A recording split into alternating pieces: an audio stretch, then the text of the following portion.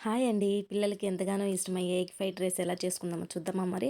ముందుగా ఒక బాండీలో ఆయిల్ వేసి, ఆయిల్ వేడయ్యాక ఆవాలు, జీలకర్ర వేసి, అయి చిటపటమన్నాక ఒక పెద్ద ఆనియన్‌ని సన్నగా తరుక్కొని, ఇలా స్లైసెస్‌గా వేసేసుకోవాలండి. ఆనియన్ బ్రౌన్ కలర్ వచ్చేదాకా వేగించుకొని, 2 పచ్చిమిరపకాయలు స్లైసెస్‌గా వేస్తున్నానండి. చూసారా ఇలాగా? ఇప్పుడు ఈ రెండింటిని బాగా కలుపుకొని, ఒక రెబ్బ కరివేపాకేస్తున్నాను. ఇప్పుడు అన్నిటిని మిక్స్ చేసుకుంటున్నానండి.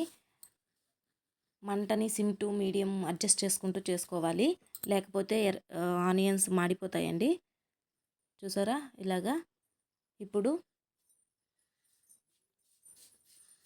ఒక టేబుల్ స్పూన్ అల్లం వెల్లుల్లి పేస్ట్ వేస్తున్నానండి. ఈ పేస్ట్‌ను కూడా దోరగా వేయించుకోవాలి పచ్చివాసన పోయేంత వరకు.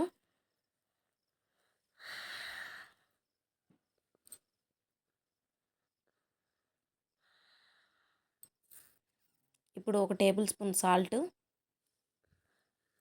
ఒక చిటికెడు పసుపు కూడా వేసి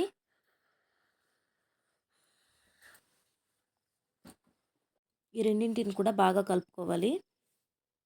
వీడియోలో చూపించిన విధంగా. పిల్లలు చాలా ఇష్టంగా తింటారండి ఇలా చేస్తే. ఒకసారి ట్రై చేయండి. చాలా టేస్టీగా కూడా ఉంటుంది. సింపుల్‌గా కూడా అయిపోతుంది. ఇప్పుడు ఒక టేబుల్ స్పూన్ ధనియాల పొడి, కొద్దిగా కారం, ఒక half table spoon garam masala powder, ఈ మూడింటిని వేసి బాగా కలుపుకోవాలండి. మంటని సిమ్లోనే పెట్టి వేయించుకోండి, లేకపోతే మసాలాలు అన్నవి మాడిపోతాయి, టేస్ట్ రాదు. ఇప్పుడు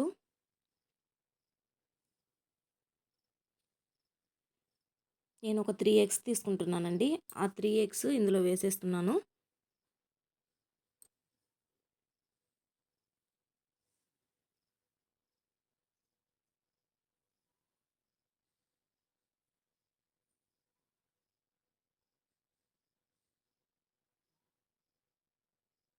ఇప్పుడు బాగా కలుపుకోవాలి. మనం ఎగ్గేసిన తర్వాత మాడిపోకుండా అడుగు అంటుకుంటుందండి మనం గిన్నెకి. అలా లేకుండా మంటని సిమ్లో పెట్టుకొని, చూసారా ఇలాగా పొడి పొడిగా వచ్చేంత వరకు మాడిపోకుండా కలపెట్టుకోవాలండి. అలా కలబెడుతూనే ఉండాలి, లేకపోతే అడుగంటుతుంది. ఇప్పుడు ఒక బౌలు రైస్ తీసుకొని అందులో వేసుకొని